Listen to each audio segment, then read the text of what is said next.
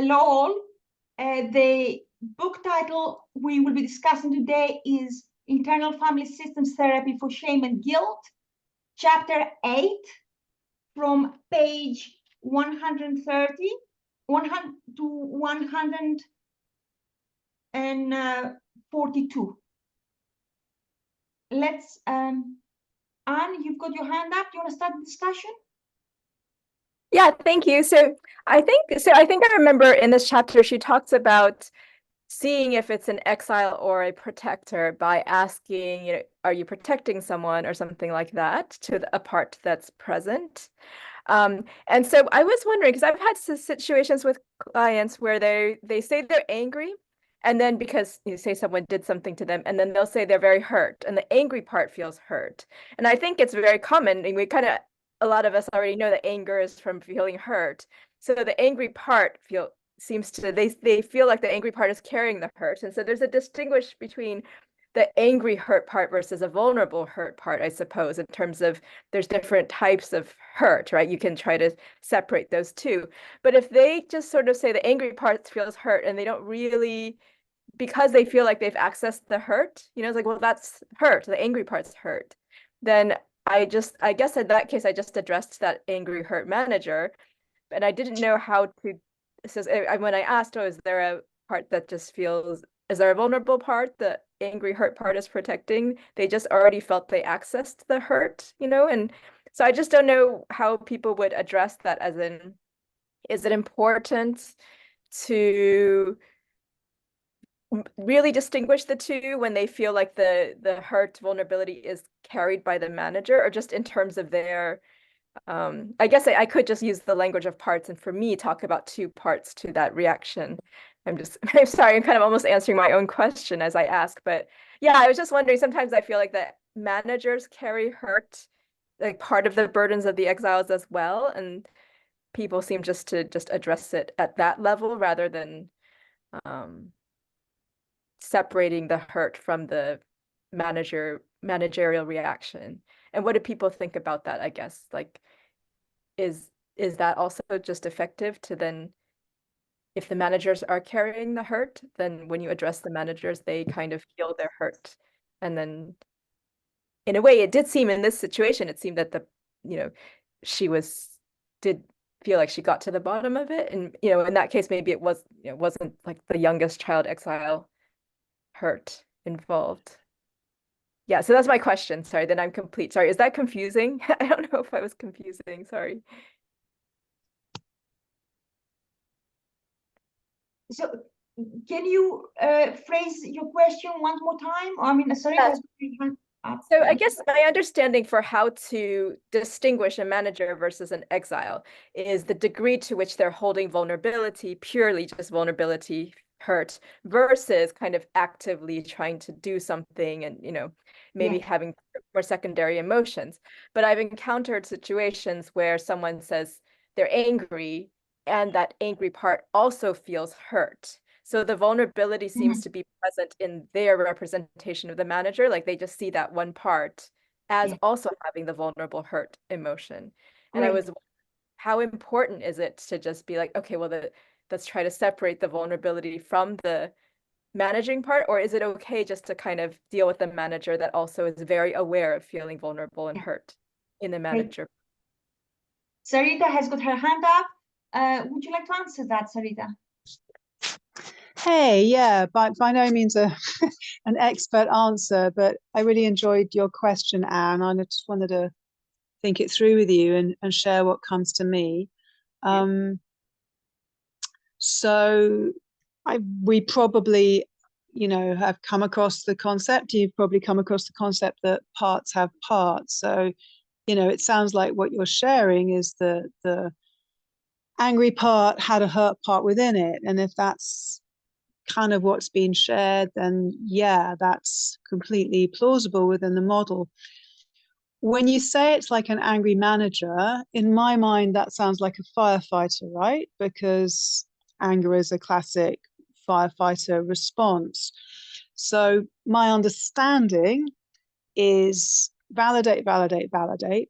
you know, a part's sharing it's angry, so you validate that part, come inside it, it makes sense, really get it. And then we can bring some curiosity as to kind of what's its role in the client's system. Like, when it sounds like it gets angry to kind of protect her in some way, just bringing a little bit of curiosity to that. And then you're in the classic kind of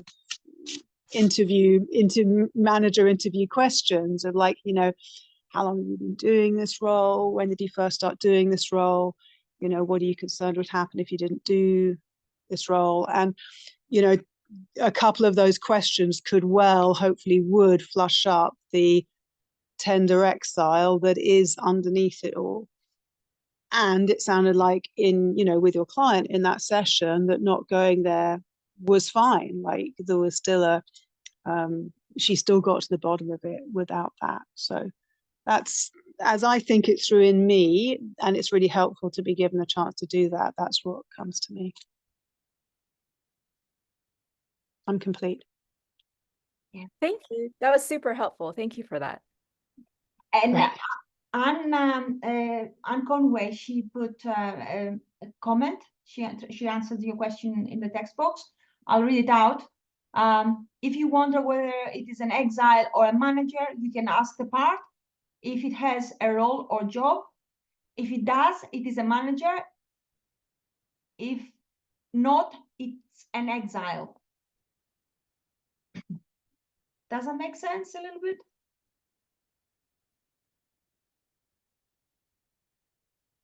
And I kind of personally I can see why it can be a little bit confusing, because parts have got a range of emotions. They are like little persons. So how the sacred beings, is that how big swords on page, let's see, sacred, I'm gonna find the page. Yeah, page 132, conducting sessions. I'm reading it out. Swords 2017 calls parts sacred inner beings. They have their own brand of consciousness. They travel around in time, move in and out of the body, and can assume an endless variety of shapes.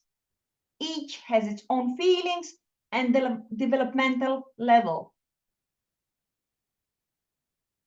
They live with us, they have experiences, they influence our behavior, and they make choices. So it can be a little bit complex. I'm complete. Can you remind the page again, Vanna? That was really great. Reminder. Yeah, page 132, conducting sessions, the title. Point 3. Thank you.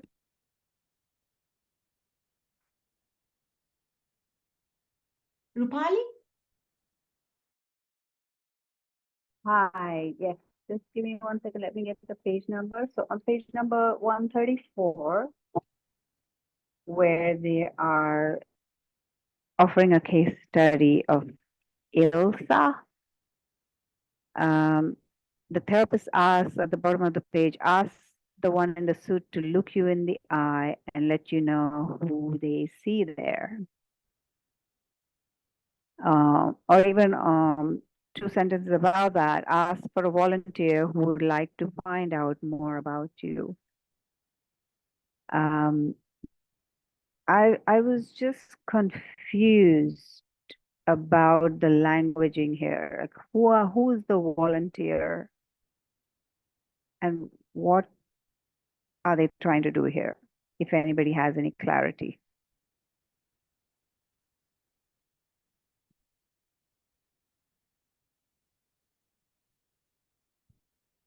Page 134, the dialogue between Ilsa's exile and the therapist, near the bottom of the page. So basically, the therapist is trying to get them to look at self in the eye.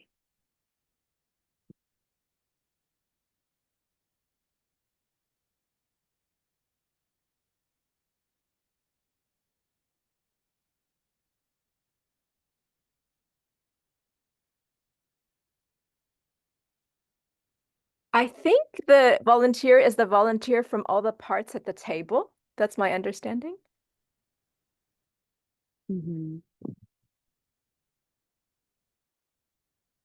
Ask for a volunteer who would like to find out more about you. You as in, I think you is the self. I think she's trying to get her to see the self, but the part that volunteered didn't see the self immediately. I agree, it's kind of right, confusing. That's what I understood. right. Yeah, Okay. I think what Anne S is saying, that's how I understand it. So she's asking, who do you see from the team of the polarities? I think it's a polarity team. And Yes. they're like, oh, I see some, I don't know, or scared little girl. I said, scoot over. She uses that a lot, scoot over, okay? So they don't see the self, they see somebody else. And they're like, okay, can you please move to the side? And now, who do you see now? And because there are teams that are around that conference table, if it's a conference, I can't remember, but she does talk about the conference table. She says, who would be a volunteer to look at the self or who's talking to them, Mm, mm. rather than the whole team saying, oh, all of us, let's take, yeah, but I'm not entirely sure that how useful that was. Sometimes I understand you can ask, like say it's a baby and they can't speak. So you can ask, can we have an interpreter or somebody to help? And then Right, right. you can Yeah, invite something else to help that communication. yeah, that makes sense. Thank you. Thank you. Is Mark next?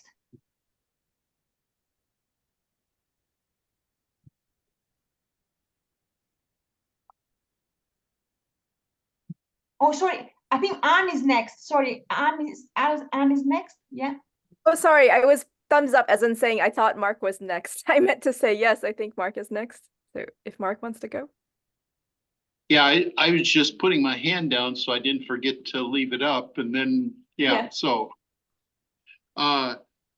in page 134 that we were just talking about, like the context is the polarities, and you can see in what you were talking about with Ilsa how the therapist is giving an example of what is said in that beginning of that heading on page 133. You got to validate both sides. And so and then instead of talking about the two different parts, he kind of talks about one team of parts and another team of parts. And so in the middle of page 134, when the therapist says, invite them to meet you at an expandable conference table, you sit at the head so they can all see you. Now just notice who shows up. Let me know when everybody's there. That's the invitation for the self to come in. And you can just think of the 8 C's. Like that's like, oh, let's just take a look at these and let's let both polarity aspects of yourself, both parts, or in this case, he's talking about teams of parts. Let's just tell them, that we're being curious about them. So that's inviting self in. And then do they see you? The therapist says, no, they're arguing. And then this is just everything about self. Ask them to stop for a moment and look at you. How do they respond? And so that's inviting the person to become self-led and to invite self in at a different approach than just being, blended with this polarity of back and forth, blended with this team, blended with this team. And then things quiet down. Let them know we've been listening and we're aware that both sides have valid concerns. Will they let you help? And so to me, this is just a wonderful example of everything about IFS. And I think it's helpful to go through it instead of just like, that's why I'm reading through and giving you some examples, because like Elsa's fearful manager, they want to know who I am. What do you say? I don't know. And ask the part who's standing in for you to scoot over. Standing in for you, the part that's standing in for you, that's just a part that you're blended with a lot of the time, and that you want to get an understanding of what that part's trying to do to help you, but that is causing problems in your life. So you ask it to scoot over and sit next to you. And the first time I was introduced to IFS, I think it was in 3 years ago, I started joining the book club, but a friend of mine told me to imagine a table, a kitchen table, and sit down these two different parts of you, and then, see those parts and talk to those parts, and how would you feel if you don't do this? And how would you feel if you do this, if you're having a conflict? So, and then the parts ask the one in the suit to look you in the eye and let you know who they see there. She sees a scared little girl and all that stuff. So I just think, I'm glad you brought that up, because I just think that's a beautiful example. And it makes me want to read the Watch for Polarities, Validate Both Sides in its entirety again. So anyway, I guess I'm complete. Mark, just a quick comment on what you just said. Will they let you help? And then they want to know who I am. And what do you say? I don't know. So the client says, I don't know. And then the therapist understands that there is a part that's in between, and that part says, I don't know. And often as little kids, we're used to saying, I don't know, to get out of trouble. So there is the I don't know part. Yeah. And she says, ask the part who's standing in for you to scoot over. Which part? The part that says, I don't know who they see. Does it make sense? So yeah, that's the part. It's clearly seen there. It's not something we can guess. It's like the part says, I don't know, and that's not self. So that's what I wanted to comment on. Thank you. And next. Yeah, I had a follow-on question about that exact part. I'm sorry, that exact part of the book. Does it assume that the client or the patient knows that there is such thing as a self? Because I've seen sessions where they just start exploring immediately. There's no sense of like, oh, there is a self, there's a you. And then I just imagine but I could also think it's quite important to explain that. But then like, oh, we all have a self inside us that acts, from our values and with these qualities. But then saying that might also be leading. So I don't know, because from these examples that are given in the book and this particular one that we're talking about now, it's not clear whether the Elsa's been shown or explained that there is a self. So I don't know if it's a real example in terms of timing. And I think the Martha Sweeney talks about it takes much longer, of course, for a lot of times for self to show up. It just seemed to show up too easily in this example, in a way, more easily than I would think would happen in real life, that, oh, she doesn't know, she has this other part show up and all of a sudden, oh, there's self, so suddenly, so easily. And so how important does everyone think it is? Okay, so my question is, how important do you think it is to tell the client or patient that there is this concept of self? Is there any problem with doing that if it feels too pushy or too, leading in any way? And if you don't tell the patient or client about self, then does it prevent them from kind of knowing that there is something to try to be accessing, and helps it kind of slows it down or maybe makes it not happen? It being self energy presenting itself. Yeah.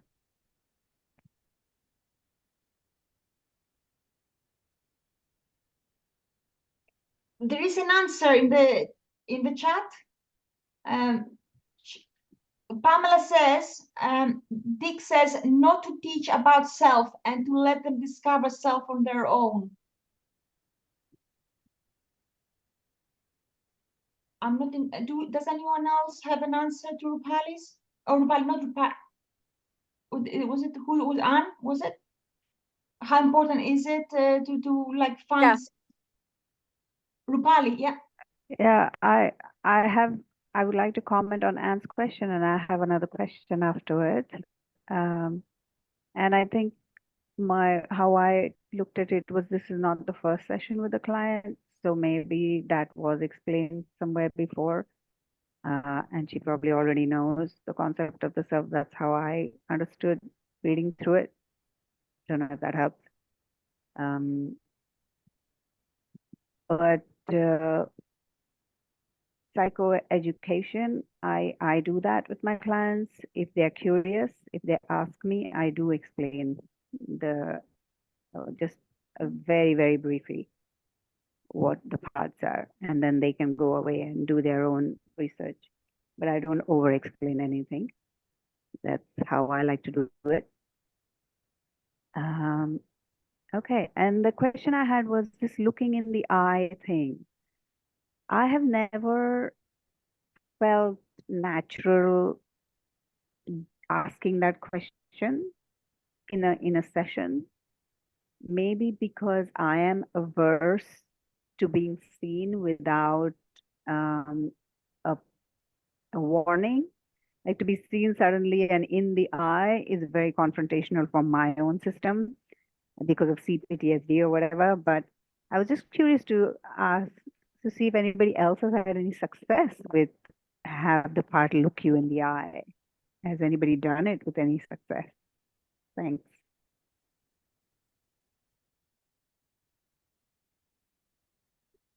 Yeah, I've had success with that. Could you say more, Diana? Thanks. Yeah, hold on, let me plug in my.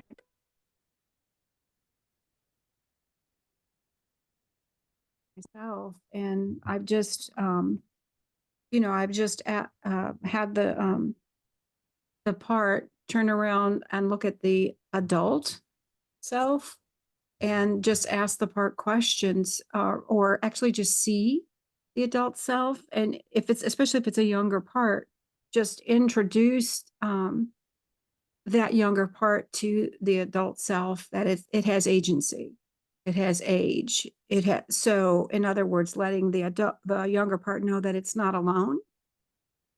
And that, in other words, trying to gain trust for that younger part, and letting that younger part know that they're not alone, that they're seen, that they're heard, and that there is another self on board that has a fully developed prefrontal cortex, that has car keys, it can drive.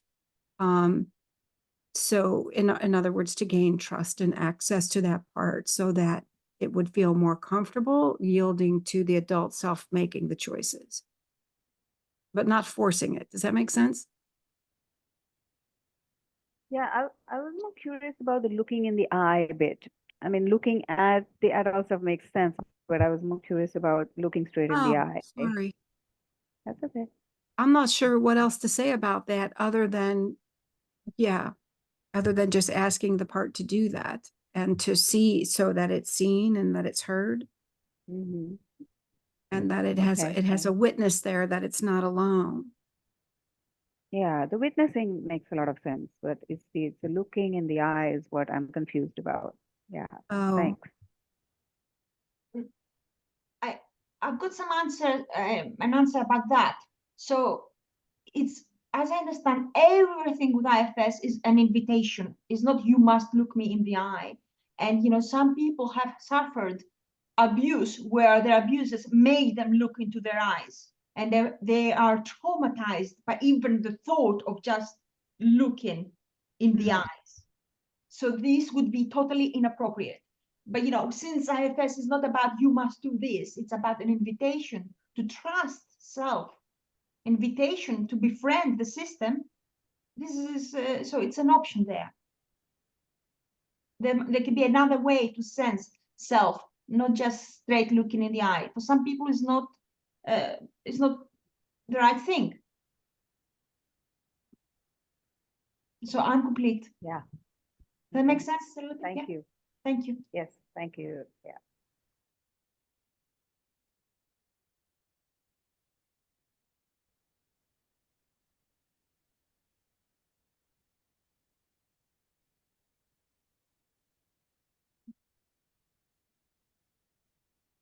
I'm changing topic, and I've got a question here. Page, let's see, page 130, and it is the case with Frankie. And I'm curious about how do you know it's a part? So it says, tell me, Frankie, how do you become aware of a part? And Frankie says, they had like a discussion with the therapist, and Frankie at some point says, with sensations, I might go more toward, but this is just a body thing. It's not a part, it's a body thing. And the therapist says, do you ever talk over body things with your body? Frankie, that's a good idea. Like, I do get migraines, and no part ever takes responsibility for that. And therapist, want to ask your body about it? Frankie, yes. Someone is saying, keep experimenting. The headaches are bad. Wow. So Frankie is asking his body. Oh, and Frankie says, no, this is a body thing. It's not a part. That can, well, how do you see? I mean, my question might be like this. How do you see the body? Do you think the body is like a part or a system of parts? We feel our parts through our body sometimes, or outside our body. But in Frankie's situation, he's asking his body, what's going on? And it's like the body is like, we are having migraines, no part ever takes responsibility for that. So that's a body, but not a part. How I'm a little bit like, of course, when we ask the client, we will get to the bottom of it. And it is interesting how Martha Sweezy, she said to Frankie, communicate with your body, check your body. Does the body, and interesting, I'm thinking about the body as an entity that we can communicate with. Do you ever do that? Do you like say, I'll talk to my body? And I think it would be very appropriate, or it would be beneficial in, if people want to eat healthy and be more mindful of their body, to communicate with their body. I don't know. What is your experience with the body? Do you see the body as a part, or do you communicate with it? How do you experience that?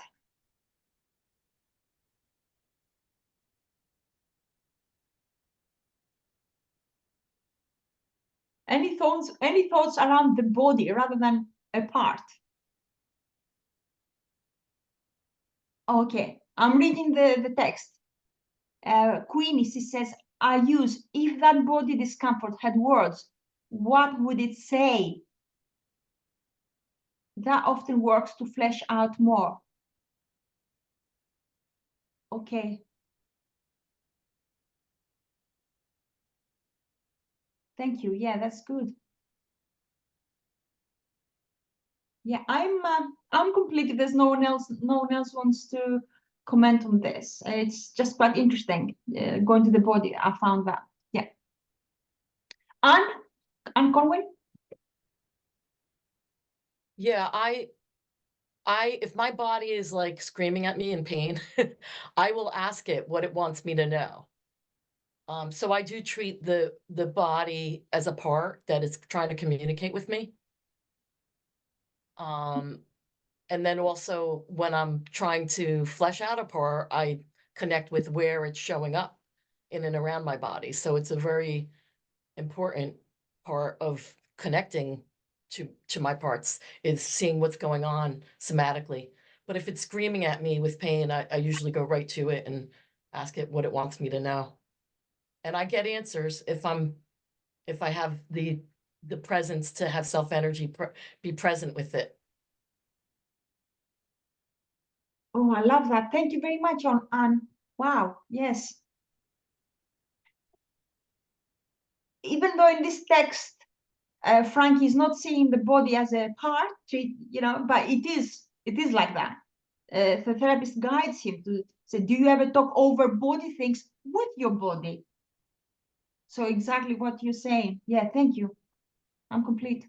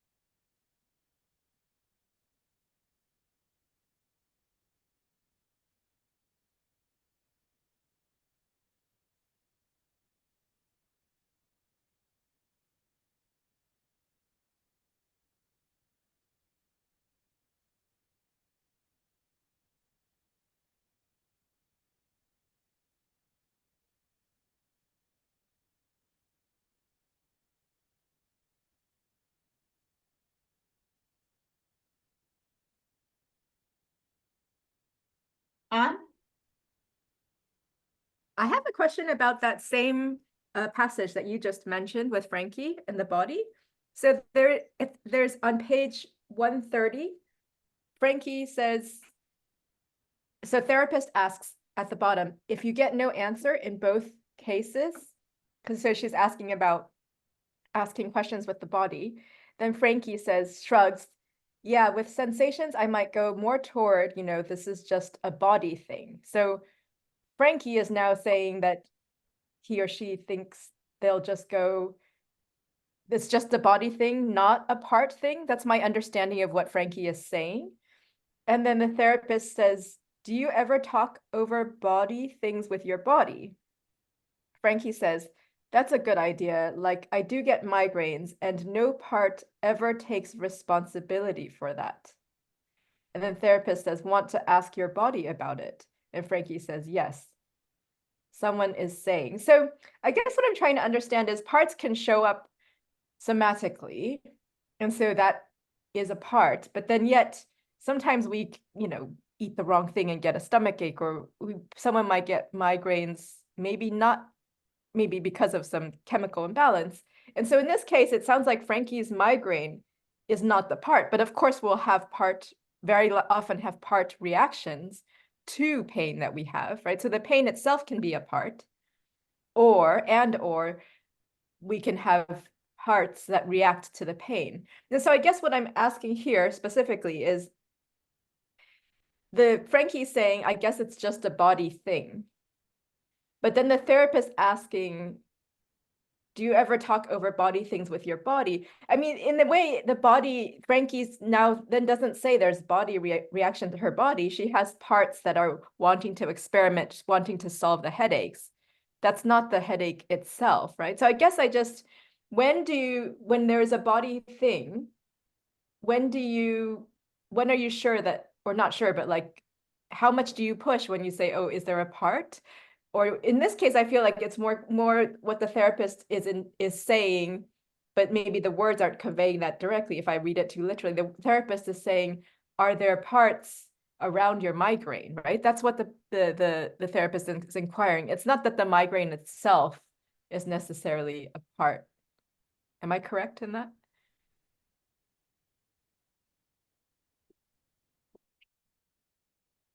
Sarita?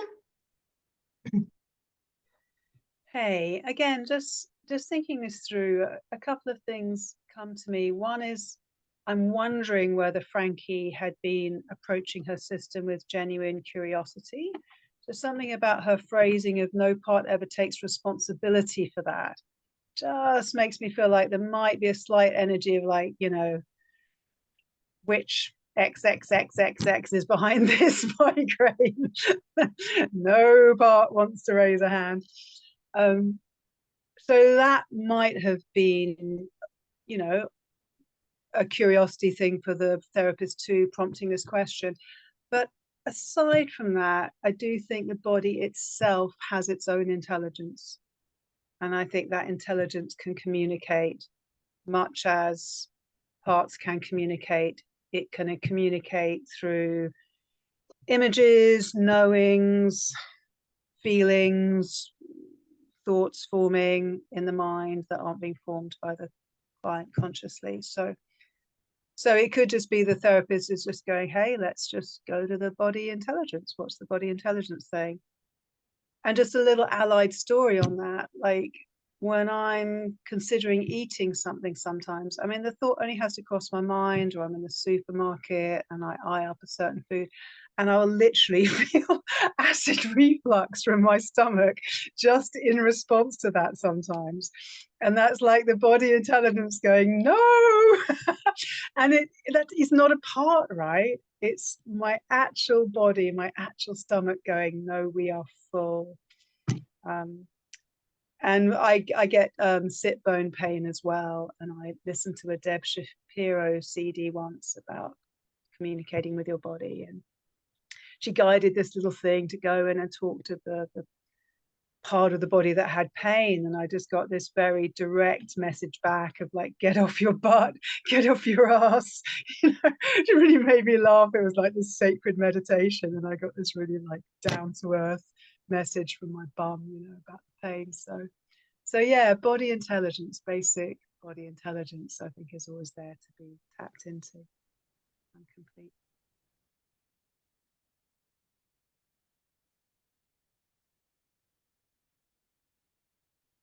And Sarita, thank you for mentioning that body intelligence. I love that concept. And I am curious because when whatever someone has, like, you know, I had a client who couldn't sleep, you know, would wake up, couldn't sleep. Their heart would beat a lot. But when we go there with curiosity, that, you know, the part fleshes out. So being curious, being friendly, kind towards your system, then the part will emerge. It will tell you its story. You do need that kind of energy, you know, rather like, where is that part? Who is responsible here? You know, which bugger is giving me this pain? yes. Yeah, Brilliant. totally. I totally agree. Like a part can emerge. Yeah. I also had a client once who there was something going on with her eyes, and she was very visual. And when she looked in, she found an engineer of the eyes, and he was very clear that he wasn't a part. He was just, that was his role. He was the engineer of the eyes, and it kind of blew our minds a little bit that in a way you could maybe call him body intelligence, because he was very clear that he operated her eyes and tried to keep them healthy. So yeah, it's Alice in Wonderland, isn't it? Like down the rabbit hole we go. I'm complete. Thank you.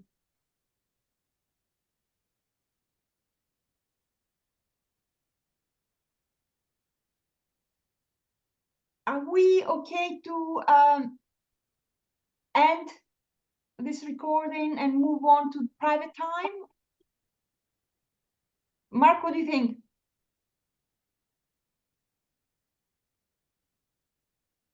It's been about 35 or 40 minutes, I think.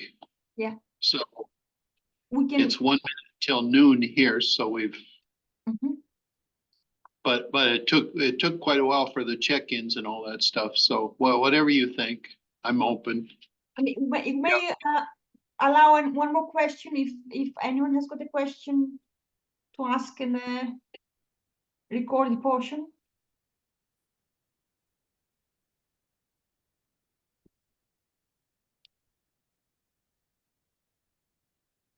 Anne? I was wondering, Martha Sweeney seemed to know that I understand, and then also the sad, those are 2 words, and she just knew that those seemed to have a meaning that I wouldn't necessarily have known to dig in further. So like sad, she was immediately like pity or concern.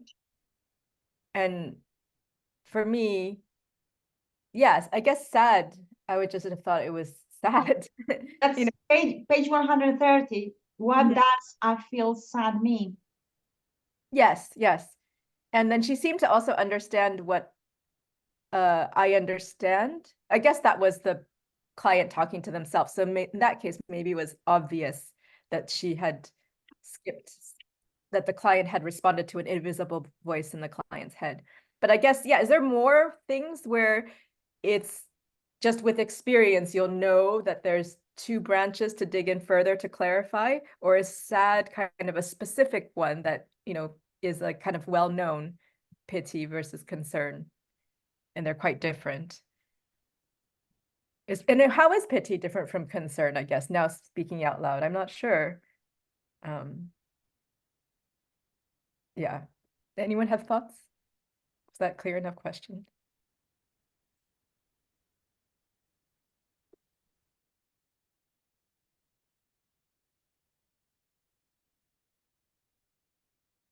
Sarita, yeah. Yeah, it's an interesting one. I would guess that she's looking for a glimmer of self-energy. And so in concern, there might be a little bit of compassion, whereas pity, someone's kind of generally put themselves above a part. And so there's a superiority, which is not really going to have self-energy in it. So that's my guess about what she's trying to differentiate there with the sadness. I'm complete.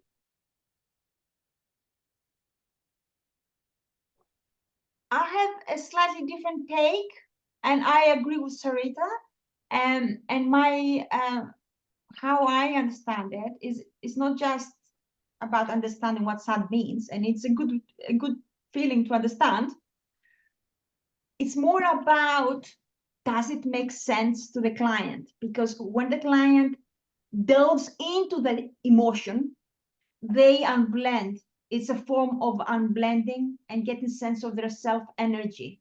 You know, that's why IFS uses the word, the question, does it make sense? That question gives you a sense of unblending, and helps you in that process of befriending your parts. The more you understand them, the better that it helps that relationship. So yeah. Sarita? Yeah, I just found the passage in the book. Yeah, I would agree with you. I think it's like part of differentiation. So it's a little bit like if a client says, I feel good, you might say, what kind of good? I think they're doing the same thing here with sad, just wanting to help the client to differentiate. And I guess with differentiation, as you say, comes unblending and connection. So yeah, cool, thanks.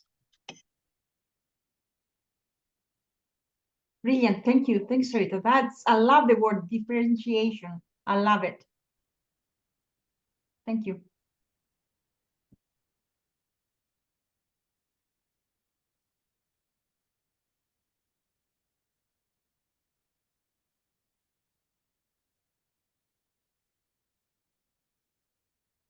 Anne Conway? Yeah, I just want to say it's similar to the question of asking, is that sadness coming from your heart or your head? Right? She said, it's basically a litmus to see is itself coming from self energy. Yeah, which was said already, but I just want to say that's another way you could find out, is asking, is that sadness coming from your heart or your head? I'm complete. Brilliant. Excellent. Mark? Yeah, I just wanted to say, I think that at the top of page 130, how do you feel towards this part? Sad. What kind of sad? Sad for the part. Pity or concern? Concern. That's all. When I think of the 8 C's, which I just put in the chat, it's like, oh, those questions and how do you feel towards the part is the trying to make more connection. That's one of the 8 C's, trying to have the client to connect with that aspect of their self. It's totally curiosity, what kind of sad for the part, pity or concern, So it's getting connected, it's getting curious, and so on. And then the third of the 8 C's would be clarity, clarity. And where do all these C's come from? They're leading towards the capital S, self, to get towards those when you're approaching and looking at yourself and not just being lost in confusion. So you can kind of see the direction of the treatment towards becoming more self-led and, you know, freed of some of these burdens and stuff, and understanding your parts and so on. So that's all I wanted to say. Yeah. Thank you, Mark. That's brilliant. Clarity. Yes. The quality of self-energy.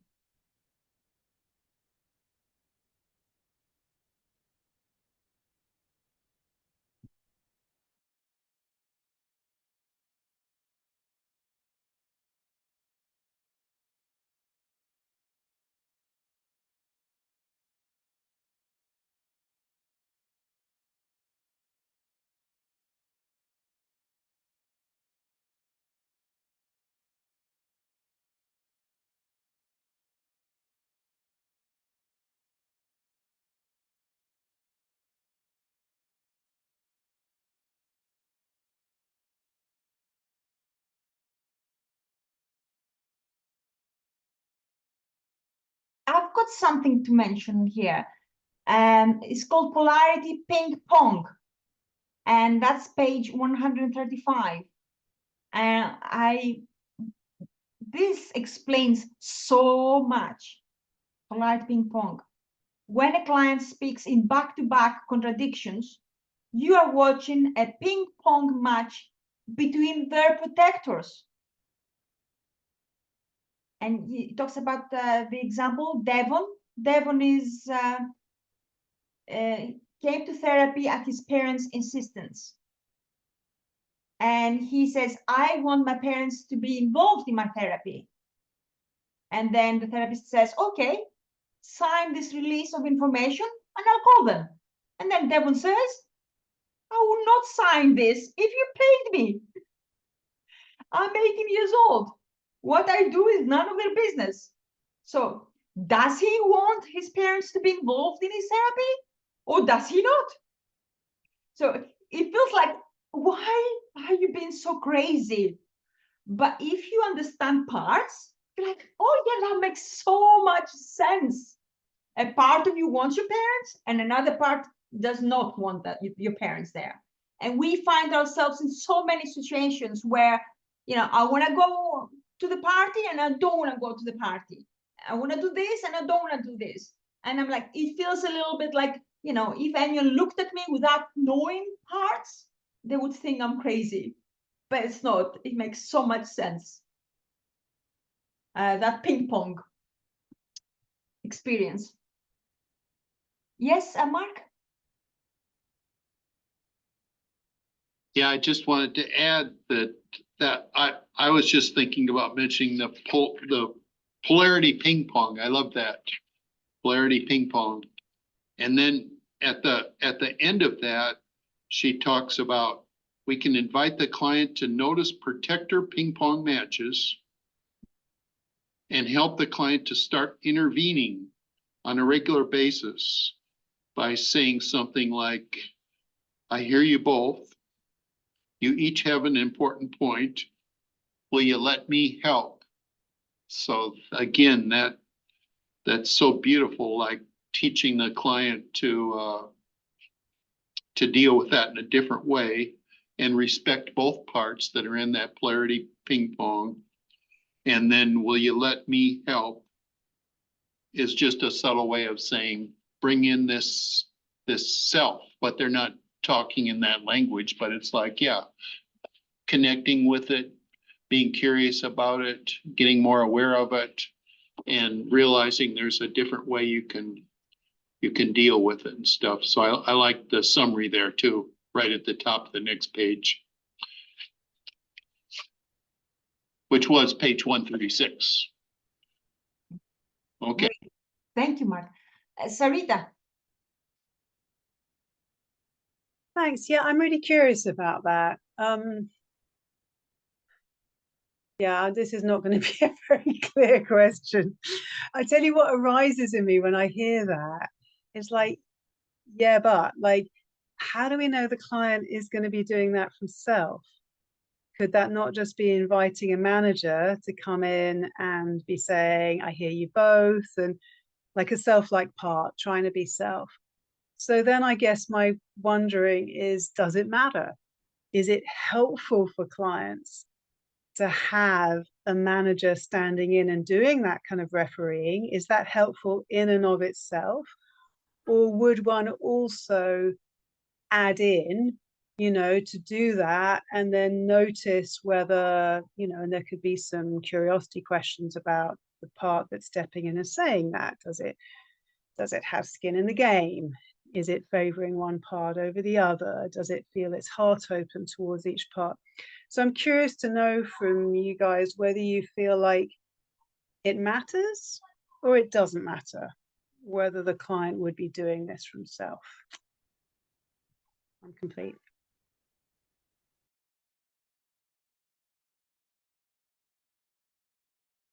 Anne S. Yeah, I had the exact question. And so then I was just thinking more thoroughly about what you said. And I think it does matter, right? Because if it's another manager and that manager isn't fully, bringing self energy, more problems can come into play. And in the chapter, she says, Martha Sweeney says, ask the firefighter. In this case, I guess the firefighter part of the involved in the polarity. And she's saying, are you willing to meet the Vincenzo who's not a part on page 137? I have a secondary question from that not a part phrase, but I guess the idea is you would ask them to have someone mediate. And then there was a different part of the chapter where Sweeney says if the client is not talking from self energy, then the therapist sometimes asks for permission to model it. Like, oh, can I talk to your two parts? Right? I guess that's a option, to have the therapist ask permission if the therapist can be a mediator, if it seems that the client is not bringing enough self energy to the mediation. But yeah, I had that exact question, like, how are we guaranteed that the person helping the client, when the client asks themselves their parts for help, that the self is going to come out? That I had that same question. So I'd like to hear what other people had to say. And then my other question is, would you use sorry to pile too many questions, but would you use that phrase, Vincenzo who's not a part? Would you be willing to meet someone who's not a part? That implies that this concept of someone who's not a part has been introduced, or is it something you would say even if you did not go into depth about what a self is, as we discussed earlier? Sometimes we just don't really talk too much about self. Would you use the phrase, you who's not a part, if you hadn't already described self energy? Rupali? I'm sorry, I completely lost track of what I was going to say. I'm going to lower my hand. Okay. Anne Conway?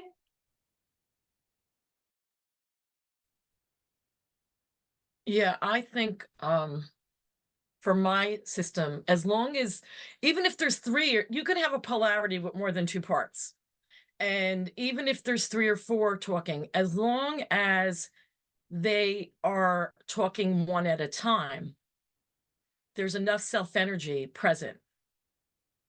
And so there can be healing and witnessing that occurs.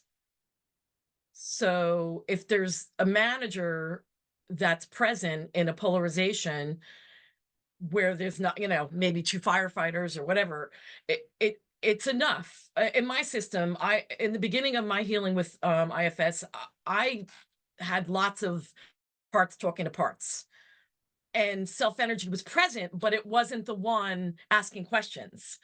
So three or four parts can communicate, and I've experienced this also in experientials with role playing and sculpting.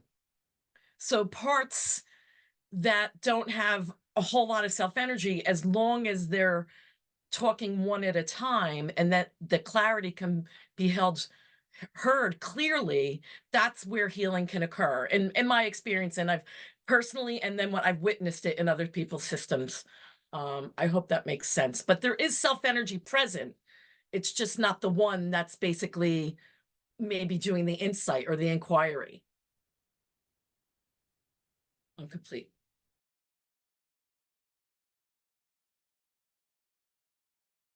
Rupali? Hi, sorry, I remembered. I think when it said that I hear you both and you each have an important point, will you let me help? I think before that, Martha is saying that we can invite the client to notice protector ping pong matches and help the client to start intervening on a regular basis. So what I take away from that is that they have checked for self-energy before they get to that process of saying to the parts that we hear both of you and will you let me help? So they have probably checked whether the client is curious, whether it wants to know more or is compassionate or whatever. So I think a check for self-energy would go before saying anything like that. This would be my guess. So yeah, I was responding to Sarita's question earlier. So, Sarita, you go first. Thanks, Rupali. Yeah, that made me turn the page back actually, and I can see the context is her saying, although I want Deb and Self to get in on this conflict, the parts go back and forth, one blending and then the other, and the client's self is not accessible. So being a sportscaster and calling their match, I keep inviting the client's self to be present. The client's self will ultimately be their referee, and then she gives a chunk of dialogue.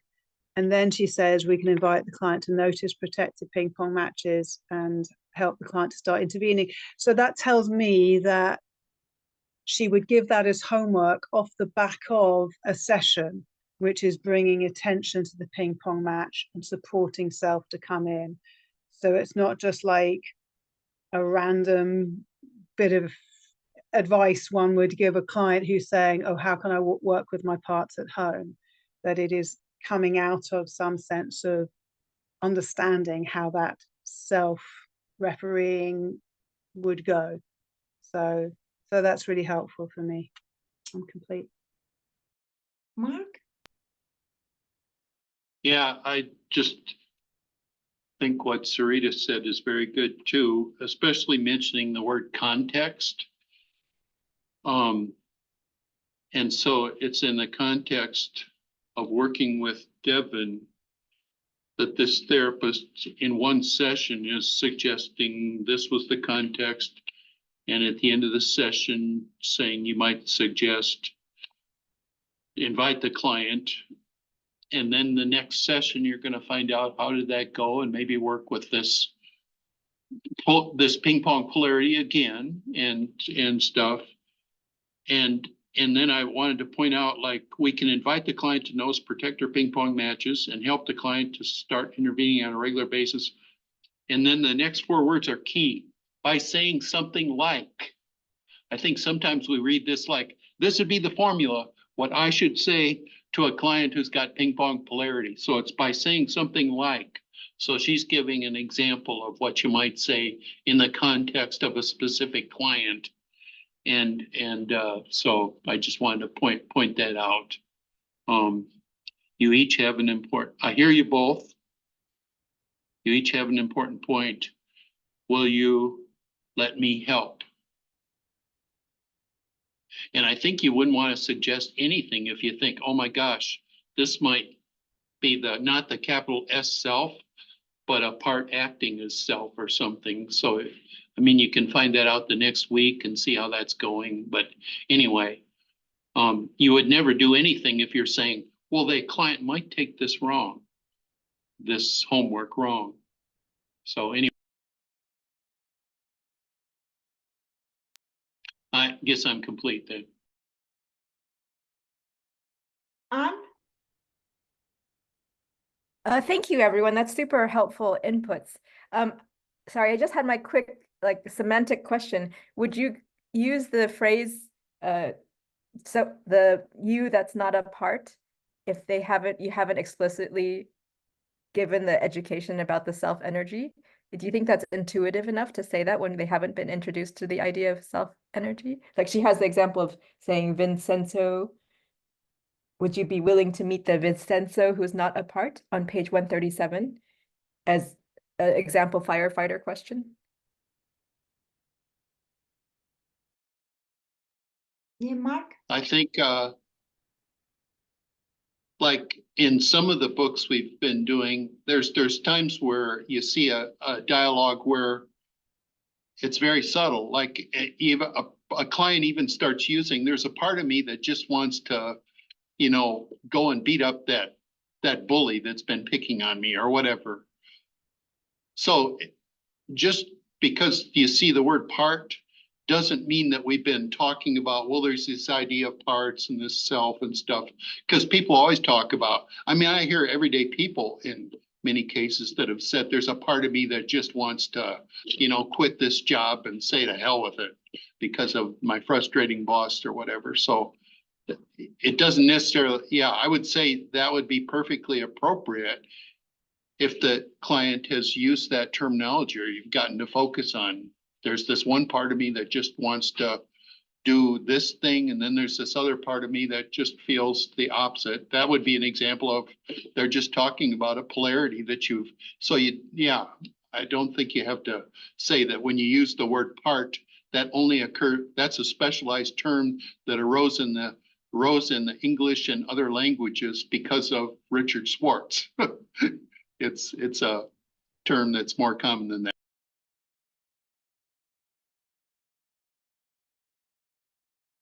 Mark, I think I really like what you just said. So when you have that context of like, oh, I have a part that does this and another part, what about the you that's not a part? You know, so it kind of like makes sense.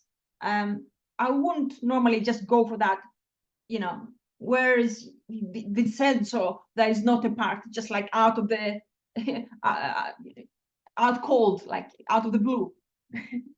But in that context, when the client already talks about parts, it might make sense to the client. If not, we use different language.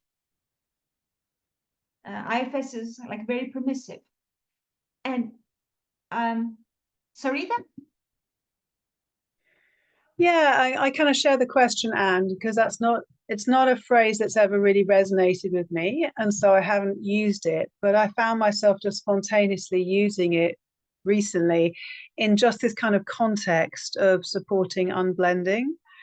And I guess because it just arose spontaneously, it felt natural to say, and it landed well, and there seemed to be no issue with the client in me saying that. I don't often have people come to me who are entirely IFS naive, like most people come wanting IFS. So in that sense, they probably have a sense of the general concepts. And if I do introduce self, it's always to demystify it and just make it not a big deal. Just like open, friendly curiosity with some access to compassion. So I might have said something like that about self. I think when I said it recently, it's not like I had never said anything about self, but I don't think the concept needs to be there if you're holding self energy and you're just inviting a part to soften back, because I don't think it's going to be a shocking concept for the part, because you're kind of inviting it into curiosity and exploration. Like, would you be willing to just soften back and meet the Anne or whoever who's not a part? That's my take on it. I'm complete.